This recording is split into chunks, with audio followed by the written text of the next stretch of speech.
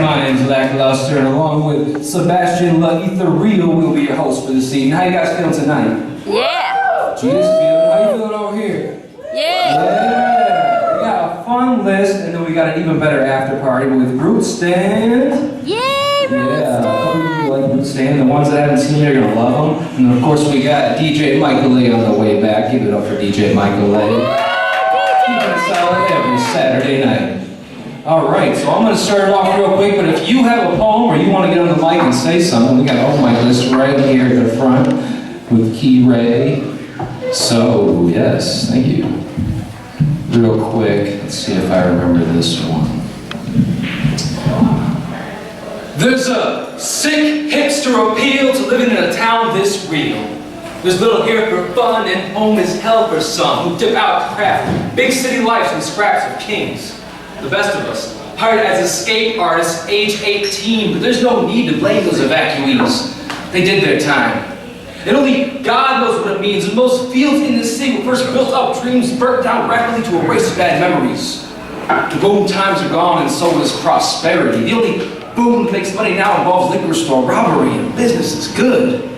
Beyond weed, greed, exploitation is the backbone of our economy. Heavens forbid someone to forgive the need to survive and no one provides hope or a living salary. You see, unions established a false sense of security. But the ease of certain things, like summoning cash by smiling, smug, sawed-off fangs, reminds us the devil works in mysterious ways when coping with desperation or hunger pains, or seeking an alternative to that martyrdom of minimum wage. Even with paradise underfoot, inner demons cause generational pain. Maybe instead of being the destitute descendants of opportunities pays, perhaps horny, ski-masked demons to more fitting phrase. I mean, isn't that what the headlines read? Action news spicing up the verbiage, planting seeds, and in TV times like these, everyone needs a sacrificial savior to disrupt the feed. Or a monk making a stand and gasoline for the feel easy to take the lead, but that's not me. Fiends seeking a little funeral by fire truck should crack a beer and look as ours is sitting catches in on bad luck and low self-esteem.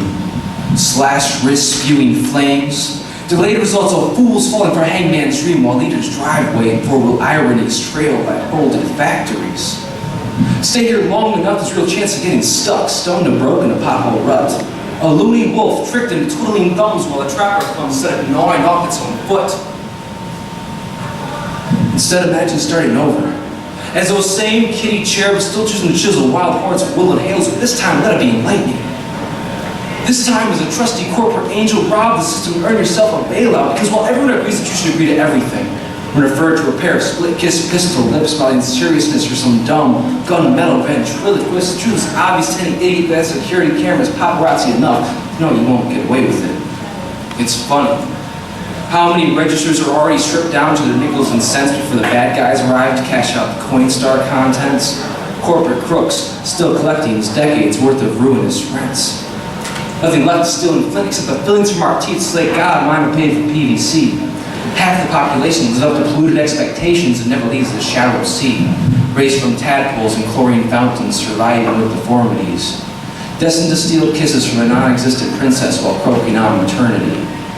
At the end of the day, we sacrifice ourselves, even though there's nothing left but vast foundation slabs like wailing walls where the temple used to be. True believers conditioned to die of trying, nothing to do but keep moving and laugh about this tragedy. All right, so please help me welcome our first poet to the stage. Give it up for Kerei!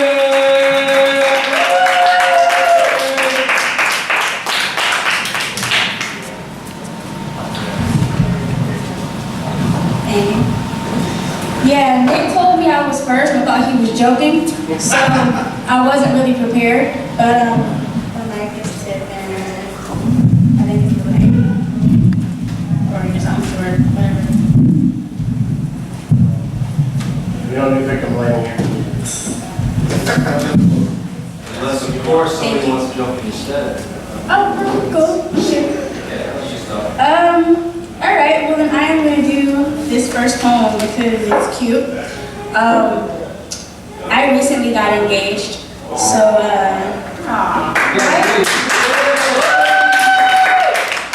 yeah, he's pretty awesome. So, I wrote about him, so I'm just going to share it. Cute shit, all right. His last name means light. His middle divine, his first derived from royalty. And the day we met, I watched a king dance across concrete steps, saw spirit move through flesh and bone, gazed as he worshipped with music and word and magic. Conversed with holy beings, he prayed in drum and rhythm, a language that would last on his tongue for a lifetime. When he spoke, his eyes told stories of survival, his mouth untwisted, rejoicing in freedom. I swear I heard God hidden behind his teeth. His hands played songs. He prayed in proverbs, spoke of revelation and revolution. His last name means light. His middle, divine. His first derives from royalty. I hope that each finds safety in my mouth, that I can construct my reverence with proper rhetoric, that king flows effortlessly when addressing him. His name means survival. His name means strength. His melanin is a metaphor for both.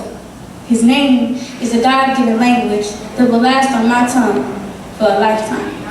Yeah.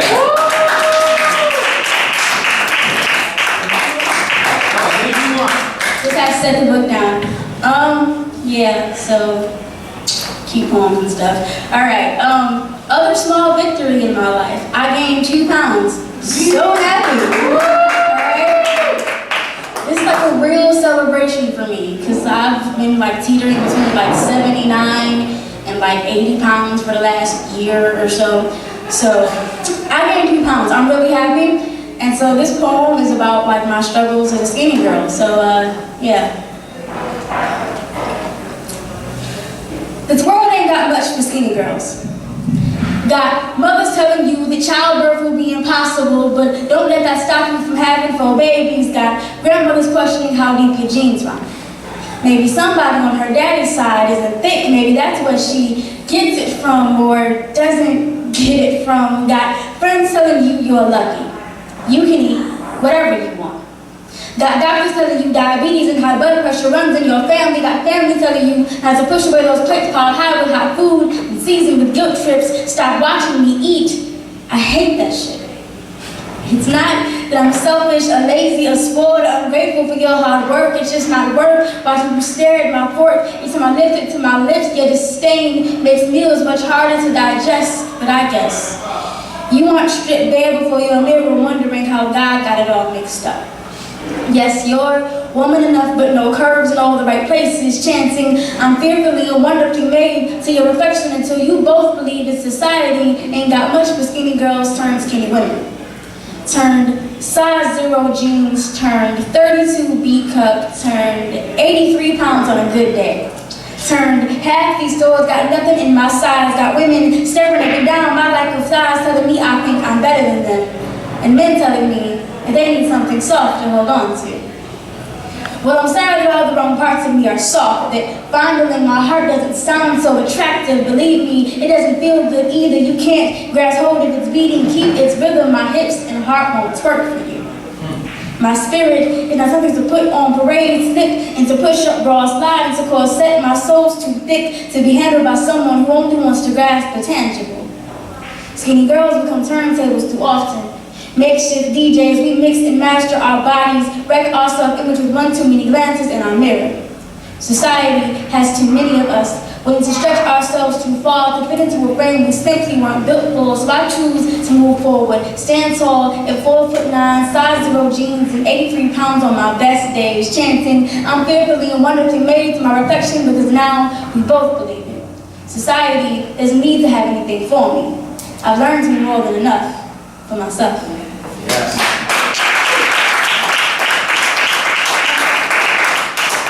Okay, I guess I'm gonna do one more, and before I do that, I have chapbooks for sale. My fiance and I actually put one together. They are only $5. Only $5. Right? Right? We are crazy for giving them away for that I much. bought one, so Yeah, so I'm gonna do one off the phone, but it's not memorized because I got stuff to do. All right, here we go. That's my finding poem music. All right, no introduction, just a poem. God took dust from the earth, sculpted man, removed his rib, made woman. And the evening and the morning were the 6th day. And on the 7th day, God rested. So on the 8th day, Satan said, let there be feelings, and a Drake album started playing, and that was the end of the Garden of Eden. Eve found herself singing Mary J. Blige's Not Gonna Cry right after she bit into the fruit because she knew she saw it coming. So when Adam blamed her, she took a page from Angela Bassett and burned that man's tree to the ground. Had the flowers whispering in her ear that it was a wonderful idea, and that's the real reason they can never go back, because God don't like ugly or bad breakups. Actually, that's really inaccurate. But I needed a reason to write this poem. You get to justify while I'm in my room listening to that same Drake album, feeling like I'm in the pit of Sheol, staring at my phone because we are on opposite sides of the city, trying to decide who's going to text the other person first. Both our egos, far too sizable to fit onto a phone screen, and you like to play this game with me where you start texting me and then erase it. So those 3 dots pop up on my iPhone and just sit there for 3 minutes, and then 5 minutes later they're gone. You think you're funny, don't you? Well, I'll turn on my read receipt, so when you do text me, I'll open your messages and I won't even reply. Look, we argued for the 2nd time this month, and this time you suggested we break up, and I said, psh, whatever, and blasted to be okay if I could shut Michelle in the background because you didn't need to know that I have a YouTube breakup playlist set up for this kind of situation, and it's filled with Drake albums. And Doing It Wrong was going to start playing as soon as we hung up, and yes, this playlist has the occasional I Don't Need You anthem, but let's be honest. Minus a few songs, this Take Care album describes our relationship more accurately than we ever could. And if we're done for good this time, that's fine, because we aren't done for good and we both know that. Which is exactly why I'm sitting here, trying to decide how much pride I'm willing to digest to text you first, and the answer is none. This mic just keeps getting lower. It's fine, we can hear you. Okay, cool, make sure. Thank you.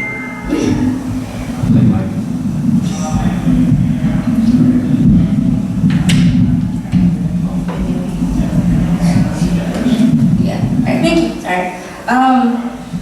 Just how much pride I want to digest just to text you first, and the answer is none. And you aren't texting me because neither of us want to seem too clingy or anxious or emotionally attached if there's nothing to get attached to. So I'll text the chorus of my girlfriends who will serenade me for my decision, insist that we have a girls' night out so I can submerge my sorrows in unsent 6-page text and a glass of sangria of 3. But no one ever lets me get to 3. Because by the 2nd glass, I'm telling total strangers how much I love you. And telling my girls I should have told you this in our last argument, which feels like 10 hours ago. Apparently, I handle my alcohol as well as I do our fights. Anyway, I'm in the back of the bathroom singing an incoherent mix of Marvin's Room and starting from the bottom, loud and off-key. And then you text me and tell me that you've been listening to Sooner Than Later and drinking and thinking, and everything inside me sobers up immediately as I reply with, on the 8th day, Satan said, let there be feelings. And on the 9th day, he gave Eve his mixtape. This whole thing is Drake's fault. Thank you.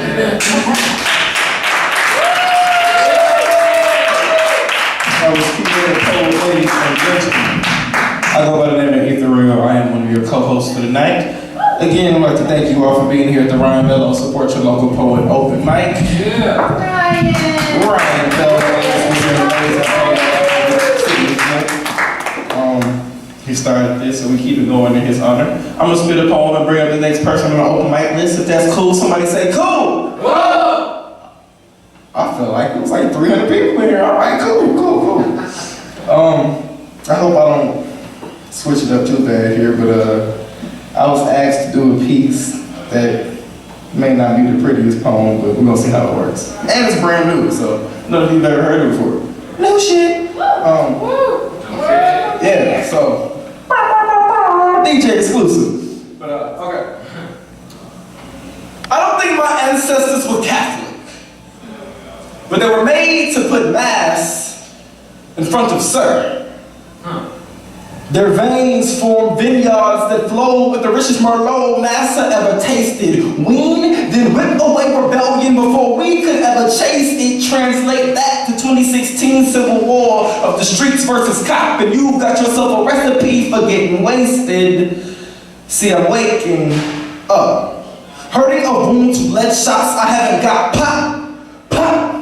I live in a town that sounds like the 4th of July daily.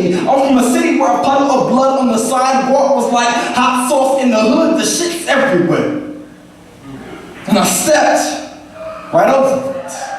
Stepped right over it, right over, and I'm over it. Logic said don't make me a hashtag. I'm praying to never need a toe tag, but the heart is a wild animal.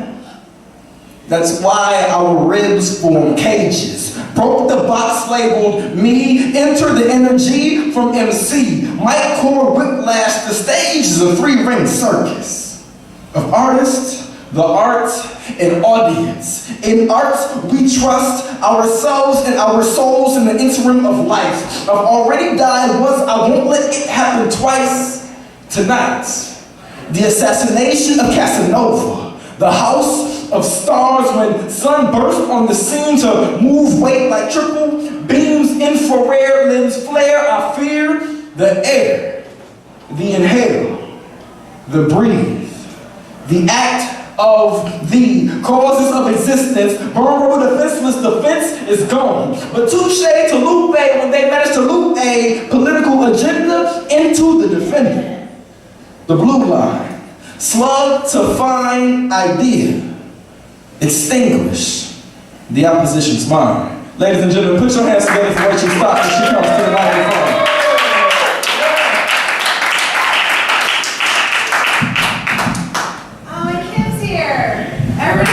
Y'all put your hands together for Kim as she comes in to support your local poet over the line. Hey everybody. Hey. So as usual, I like to start off with gratitude to Quentin and Nick and Mikey A for keeping us doing this. Besides libraries, poetry are my favorite. Poetry is my favorite thing. So. With that in mind, this first one's called The Flint Public Library. There was nothing more that I could do, so I leaned into the poetry books, buried my face in their spines, and waited. Usually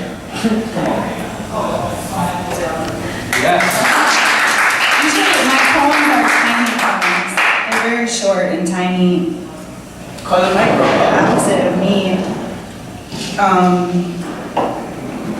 And can I just say how you guys memorize that stuff? Holy crap! Yes. Like mine. That's amazing. This one's called Romance. A black leghorn rooster mounts a hen, comb bred right against the brown spring grass.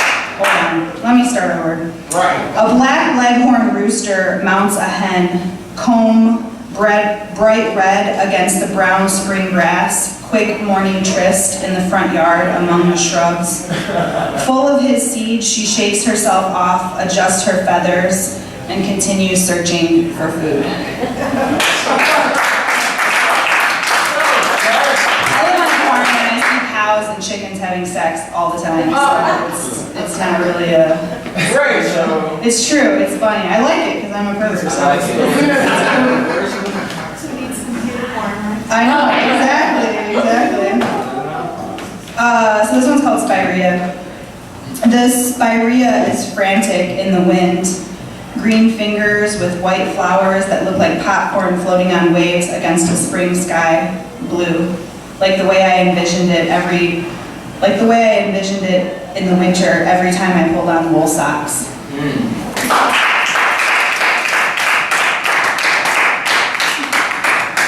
Always seems like a lot, but they're so short, so indulge me. This one, I don't think I've shared, but I don't think anyone knows about this one. So this one's called Want. For want of a simpler explanation, I would read your body like Braille. You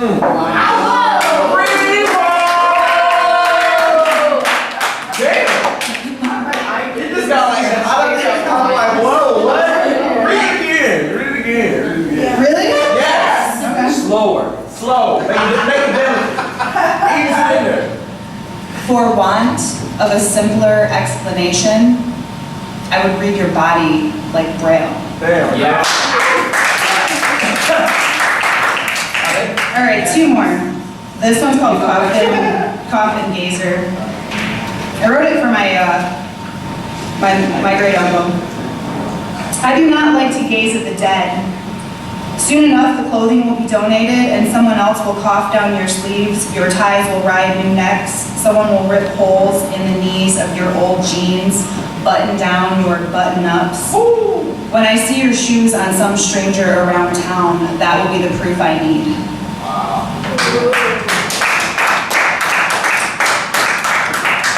Okay, maybe, I think I'm gonna do one other one besides this one and then that'll be it. But this one's called Jacks in the Box. All right. The beans appeared miraculously like thousands of ejected Jacks in the Box, arranged in neat little rows, startling efficiency, each acre accounted for, even the awkward bend around the pines and pond where the cranes gather in the spring and fall.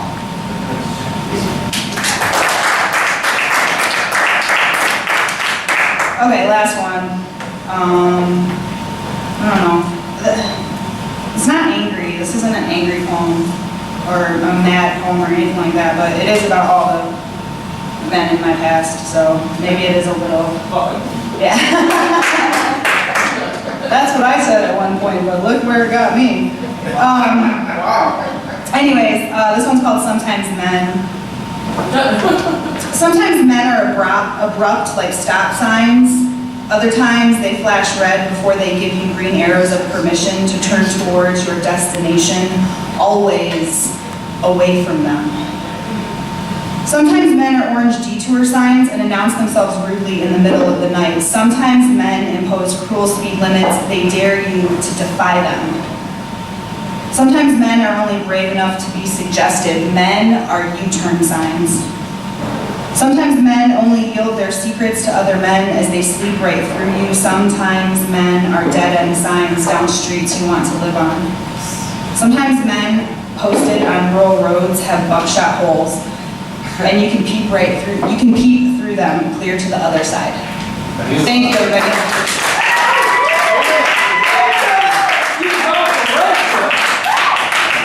That was either the most amazing or sexist poem I've ever heard. It was wonderful. Sometimes, man. As a man, I don't get it, but it's okay.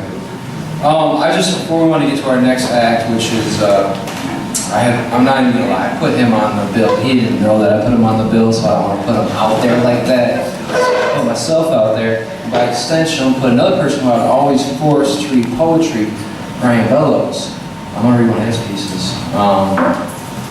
And you know, everybody knew his whole day is kind of centered around Ryan's great ideas and his motivation and how he got all of us in one place at one time to do so many amazing things, whether it's Bluegrass Bazaar, this Sports Open Poet, the Writers Circle, you know.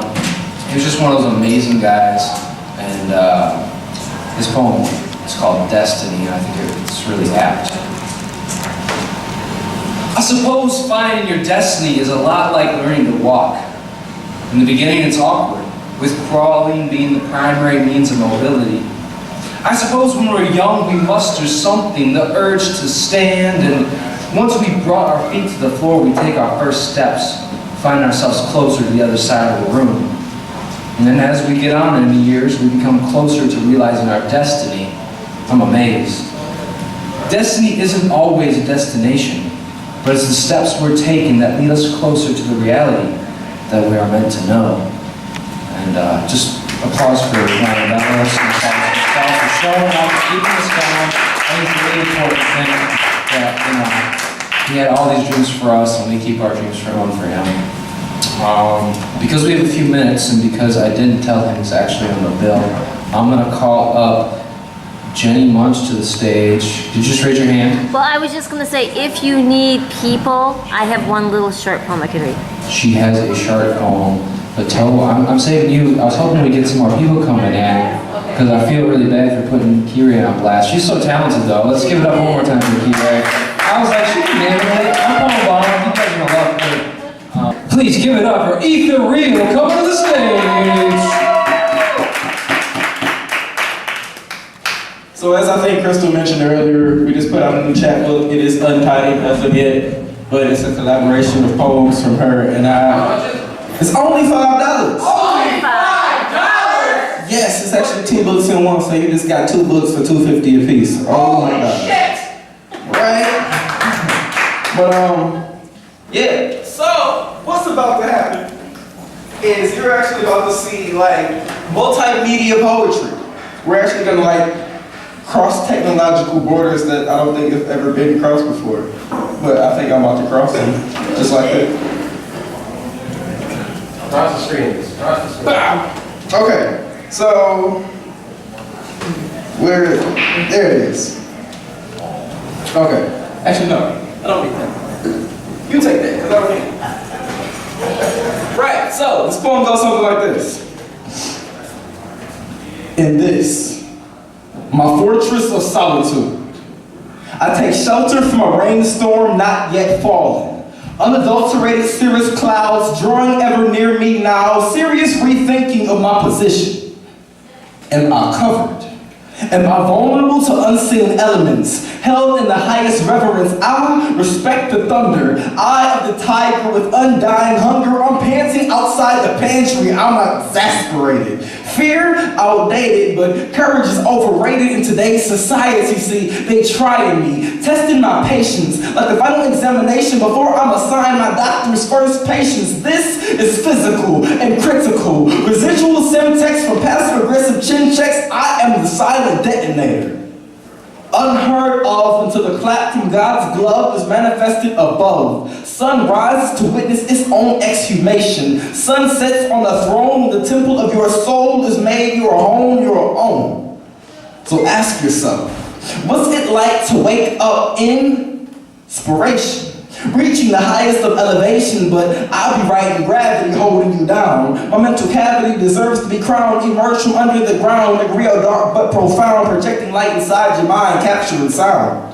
Flows like javelin throws. From the arm of Mediterranean marble heroes, I hear those titans of right starting out open micing. So I might spend 5 or 10 to come share my sins. Share stories of the holes in my soul and how they got here. Trying to see past the shuck and jive so I don't miss what should be clear. Red blood cells. So in each of my red blood cells, I inscribe a diatribe from my brain, flowing down a poetic vein of reasoning, switching lyrical lanes without ceasing. Stay with me, because if I built a bridge from Father Time to the doomsday clock, the rock and talk of the minutes towards midnight with no tick back in the direction of Satan made sick my crown. Cast off in flight the new Apollo Brown, the soundtrack to my sequel. I write in several quill to serenade with every page as I prep to engage, but I hate to use my mic as a pawn for yesterday's rage. But what choice do I have when the Iggy Azalea of poetry refuses to act her age? Life is not a game of spades. You can't keep bending that same corner when I cook books from a better stage. Call me Ace Ventura if you're brave. Ace the Infinite if you're lame, or insist on using my Instagram name, but it's all the same.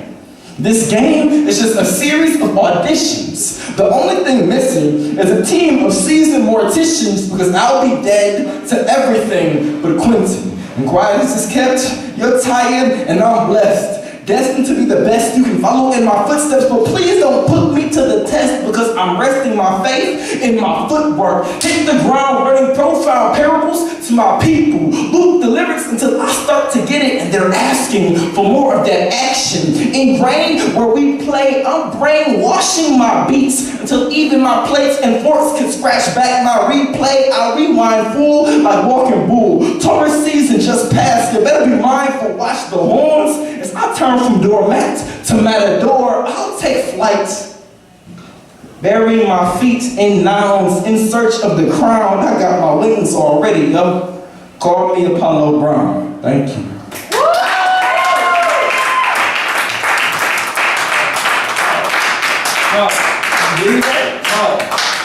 Give it up for Toes coming to the microphone, ladies and gentlemen. Much love. Keep it all the way going, all the way to the mic.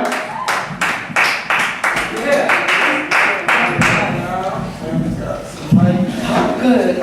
Okay. This is kind of an experiment. It's one poem, but I broke it up into 3. All right. because that's how your thoughts go, you're all jumbled. So the translation is over. You must have loved me there to the right at one point. I have a fleeting, delirious headaches. One unmistakable moment, reading my phone screen when you leaned in the dark to speak into my ear. I'm not doing much, and our hair touched. But thinking, did you feel me yield on this pillow, my neck so slightly? Such a soft place to land, your lips, I don't remember. I'm listening to what you said. This pencil and I didn't even care. Scratched the surface then, and I don't care. The only surface now is your hair, only the surface of, I remember my thoughts and how it made me see. This paper can't yield to you. Contain it all, did you feel it? Nice. That's all jumbly, right? That's iron it out. Oh, that was like making noise. That's why. Oh, okay. The translation is over there to the right. I have a slight headache from reading my phone screen in the dark. I'm not doing much but thinking on this pillow. Such a soft place to land. I'm listening to this pencil scratch the surface, the only surface of my thoughts. See? This paper can't contain it all. Part 2, 3. You must have loved me at one point. A fleeting, delirious, unmistakable moment when you leaned in to speak into my ear and our hair touched. Did you feel me yield? My neck so slightly sank to accept your lips. I don't remember what you said, and I don't even care. I didn't even care then, and I don't care now. It's your hair I remember, and how it made me yield to you. Did you feel it?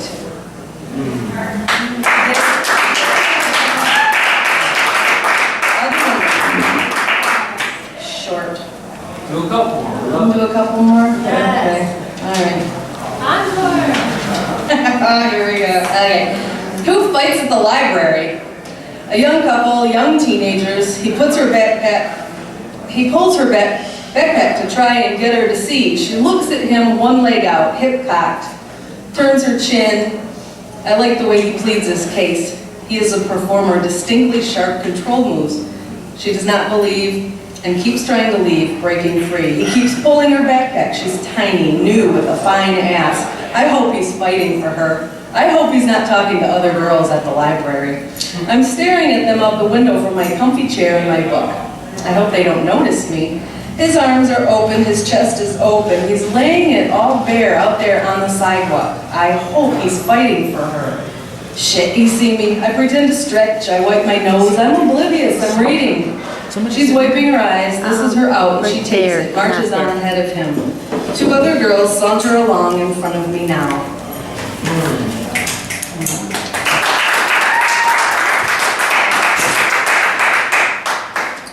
One last. Not that one, I got that one. Not that one. Sit. Jesus, okay, this is pretentious bullshit, but that's a lot to chew on. Maniacally, convulsively chewing earth, breaking twig, root, dirt, stone, crunching earth. Hurts, but not enough. Not done. Smearing tears, mopping snot, a chunk of knee. Blood pools in shoes, desperately clutching grass, digging through, hanging on, fingers bruised, knuckles raw. Is it me or is the earth scream? Where is the poetry? Snot, tears, blood, bone. Where is the poem?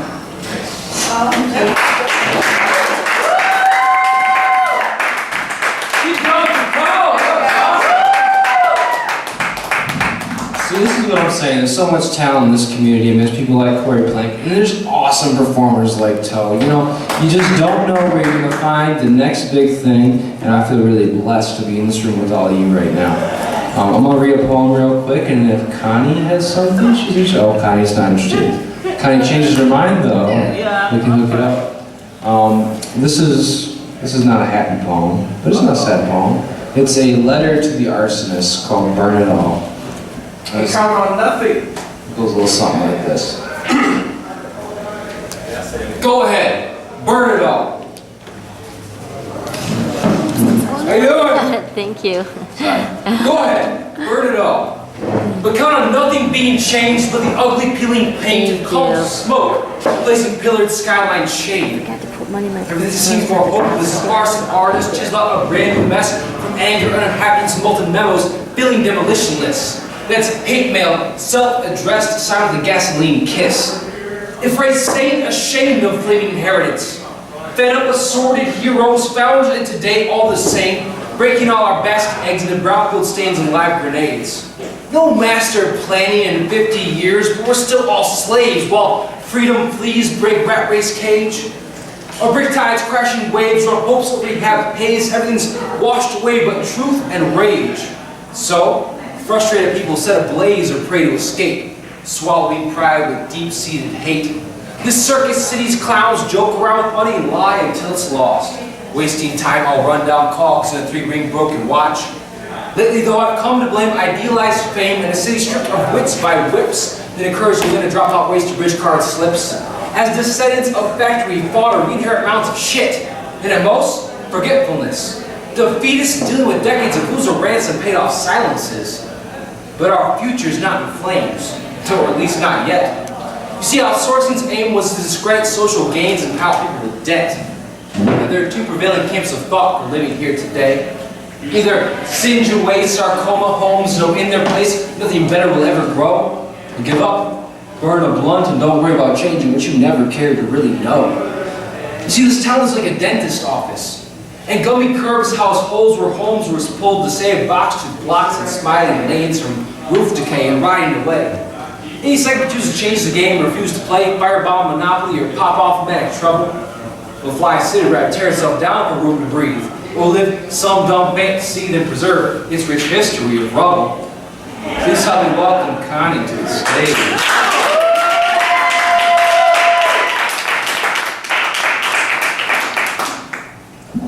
Or I can go. Yeah, I can go. Actually, do you have another poem? I know you do. Yeah. All right, please help me welcome Kerei to the stage.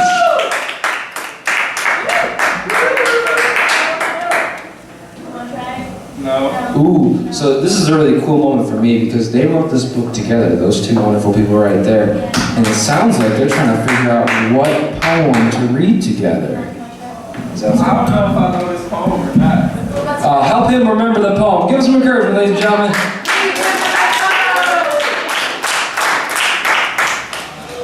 You suggested it, so.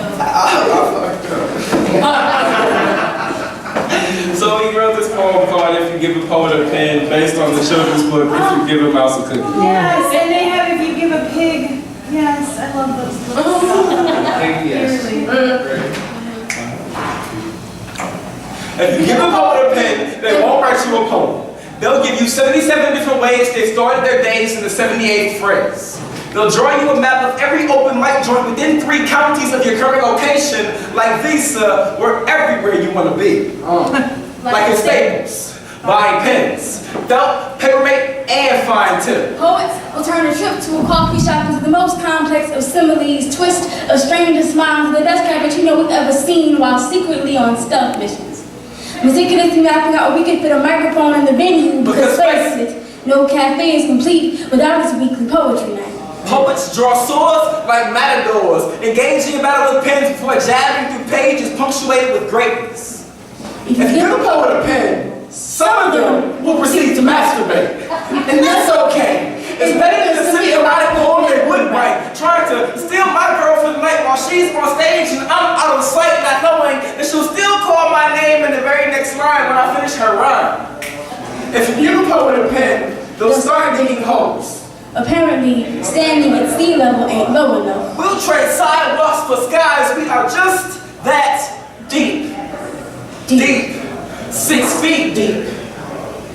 Killing crowds with attempts at consciousness. Yep.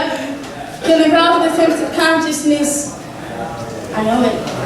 I know it. You got Right it, there. Howard. You got it. Help them remember. Was standing on stage attempting to be preachers, the separation of church and stage is no longer apparent. A parent to a prodigal child, a prophet to a pompous people, a prison crime with purpose, purchase, perchance.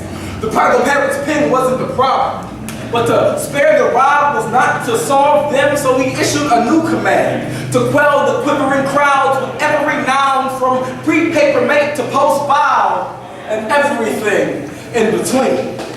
If you give a poet a pen, you'll get back an empty shell. hollow barrels with barrels trained at temples and temples of books, libraries, where the souls of pens are buried. On the page, on every page, the soul of the page gave birth to the sage, and if you give a sage a pen, you will never get it back.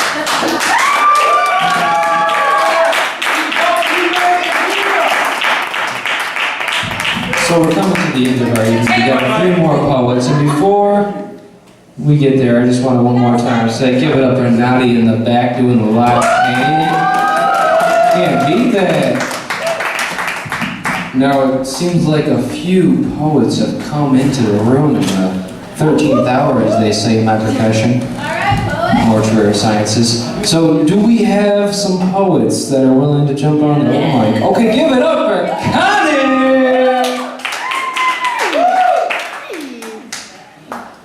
Bless your heart. Oh, yeah. Good to see you, Tom.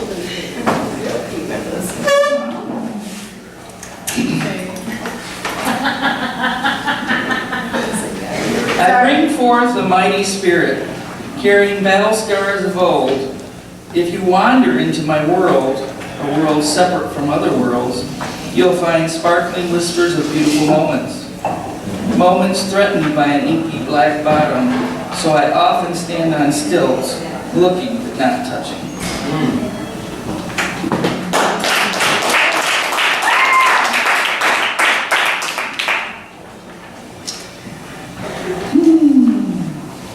This one's pretty short.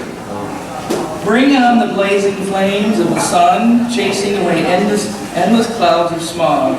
Let me breathe in, unafraid of choking. Waltz with me in these peaceful gatherings of brilliant light. This is called The Ramifications of Writing at the Bar. The lady a few seats down breaks the conversation that she is having with the man she's with, just to ask me a simple question. Are you a writer?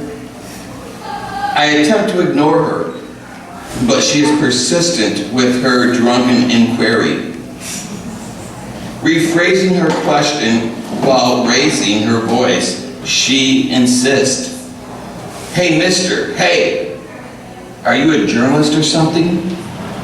I look at her confounded. She resorts back to the original line of questioning. "Are you a writer?" "I guess you could say that," I respond. "I do my best anyway." And then she asks, "What do you write?" "Well, mostly words," I say. "That's cool. So, you go to college or something?" I laugh to myself. College, I'm a grown-ass man. But instead of offering, I can't see, an automatic response, I instead resort to sarcasm. "College, darling? I'm no scholar. I'm just a drunk who borrowed a pen from the bartender." She gives a laugh, and the conversation ends. I think she got the point. As for me, whatever I was working on was lost in that moment. So I'm left with just this. I can't say it was a fair trade, but oh well, I guess it's something.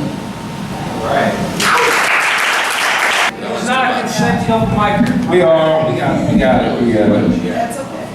That's my homeboy, man. He's always giving me encouraging words, especially when I'm stuck on a poem because I don't know how to finish.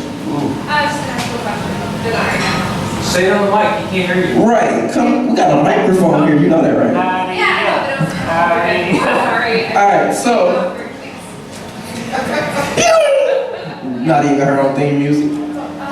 I'm actually gonna do another piece from the book. This is the first poem from the second half of the book. It is actually the dirtiest poem I've written in the book, and it's not dirty at all. I know, right? It gets better. Just watch. This one's called Untitled 85. When I see Connie looking, she waiting. Connie ready.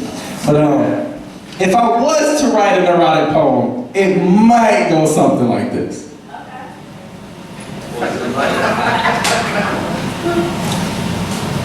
Approach with caution.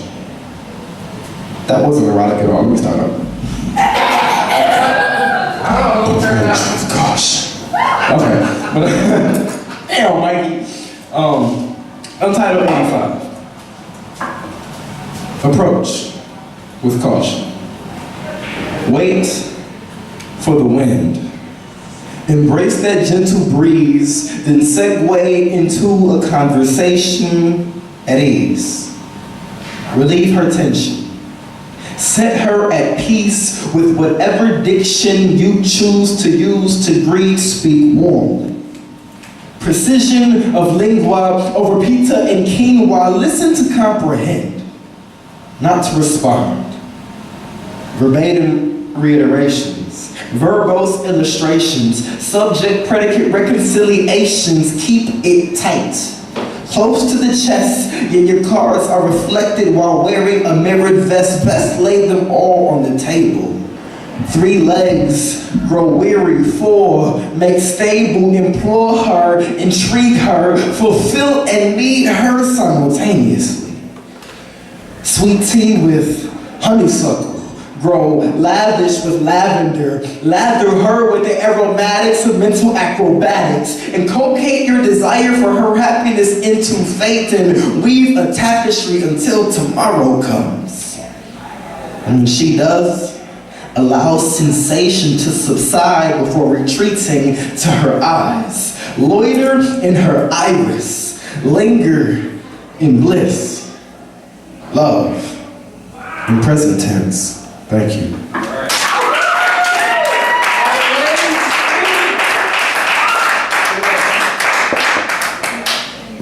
Cinda. You ready, Cinda? You need to say it. Okay. Let's see. What else do we? Oh wait, there might be another halfway. Okay. Haiku. I wish I could write haiku. Except I'm running out of syllable. Yeah, so that was like the worst haiku I've ever written.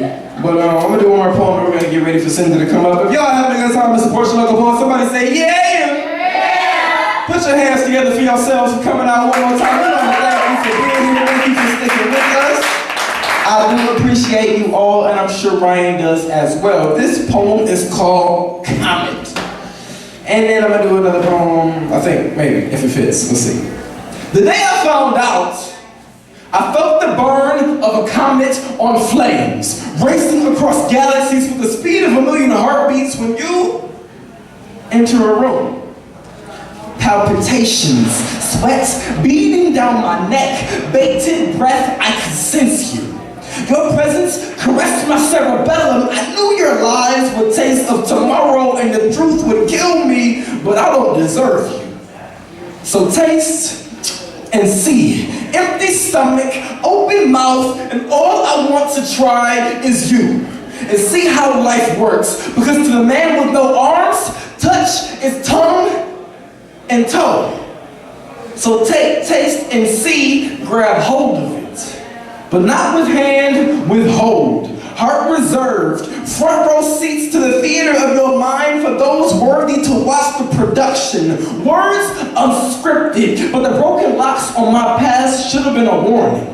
Danger ahead, or some similar message inscribed on my forehead. Some caves are not meant to be excavated, yet you, ever the archaeologist, had to know how the rock of his family was reduced to rubble by a love who rubbed him the wrong way. But when God becomes a weapon, which side will you fight for? Slice through all of yesterday's animosity without making a monster of me. Carve through my history. Seek truth, the missing link, and find a piece of what's to be, but I always vow to walk in the light. So I replace my feet with suns. So now I can skate across skies to warm every window. When I walk, my footwork whispers grapes to wine. I have finally found my celestial center. I could burn every obstacle underfoot. See, I no longer go to clubs. We kick it in constellations. See, me and my intergalactic circle of friends push punch lines like planets. We play catch with comets, making metaphors for meteors. We break beats with asteroid belts if you come any closer. At most, fear will be the least of your worries. See, my atmosphere is clear but closed. Turn poems into poetic flames thrown through solar flares. Hyperspeed analogies as my feet ascend these cosmic stairs. So watch the stairs from the space station being beamed down, mimicked across sea and nations as the invasion of aliens who just want to write. Storm into Ryan's open mic with sons for feet to rock poetry in a new light. Thank you.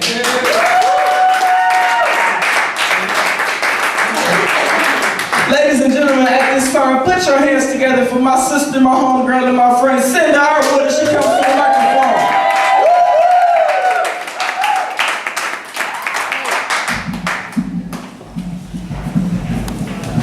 Thank you. That's a tough act to follow right there. And this is sort of off the cuff, just been kicking it around in my head, and I hope I can convey it nicely for you. I sat by the schoolyard and I watched the children playing peacefully. And I wanted to run through the streets screaming, "Listen, listen, please believe. My mother's your mother, our mother's Eve. And if a man is dying, lying in a gutter, black or white, that man's your brother, truly sin." And what I'm trying to say, because we should be on race anyway, but here we are today, still with these questions and the stupidity staring us in the face. It's a disgrace. People die of disease, staring death in the face. There goes a few million bills, and a man in space.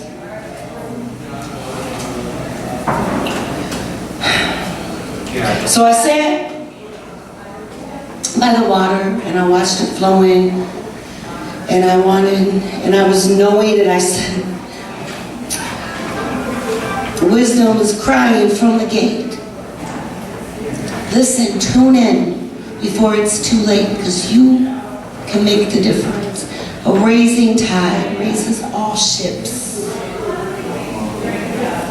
That's all I have for now. Good night. Thank you.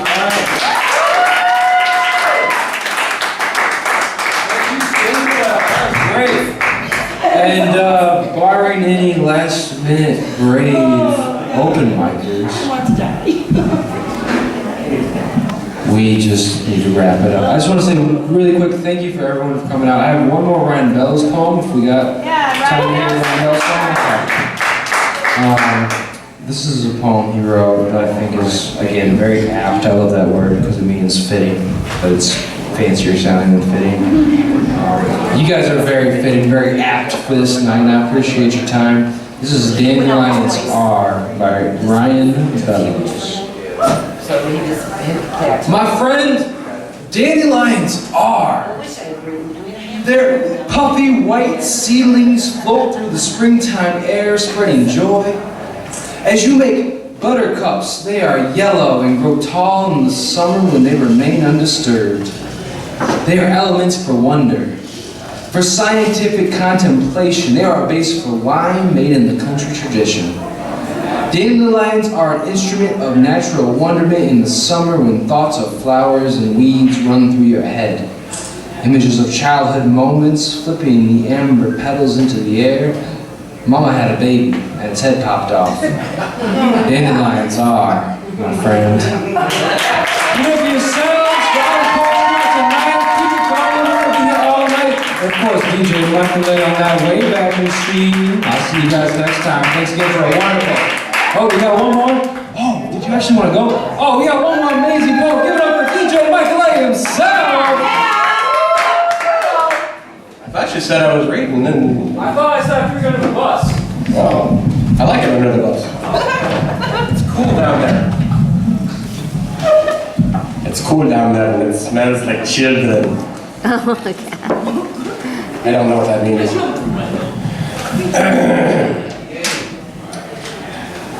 Every day, well, almost every day, when I walk down the front steps to get in my damn car to go to damn work, there's a dog in my yard, and I don't know dog breeds that well, but she's a big black dog. I think she's part pit bull and part something else. She's my neighbor across the street's dog, and her name is Princess. I don't mind her running around in my front yard. She's a friendly dog, and I like talking to her and rubbing her big, happy, furry head. I think it's funny that I know her name, but I can never remember my neighbor's name. But then again, he's not as much fun as Princess.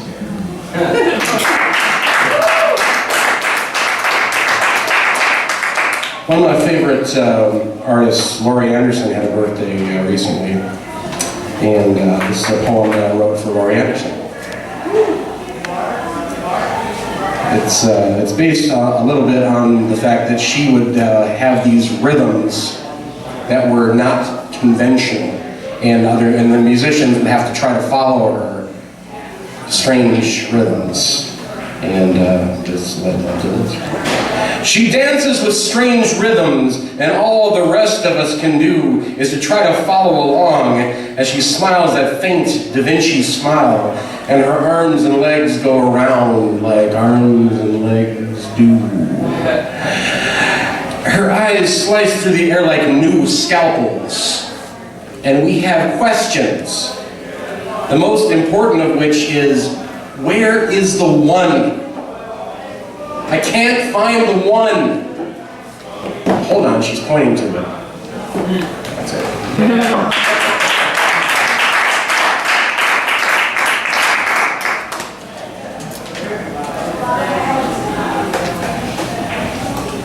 This is a little heartbreak poem.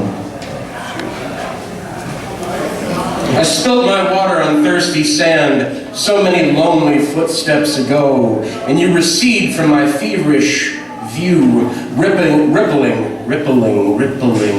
like a silken sail in the heat, a mirage that I swore that I touched once, twice, again, but your image galloped away while my eyes were closed, leaving nothing but the dream.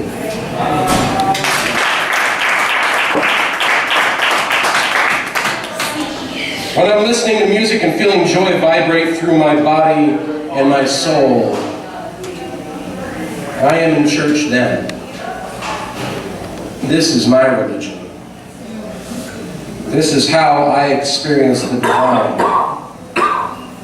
This is how I am one with God.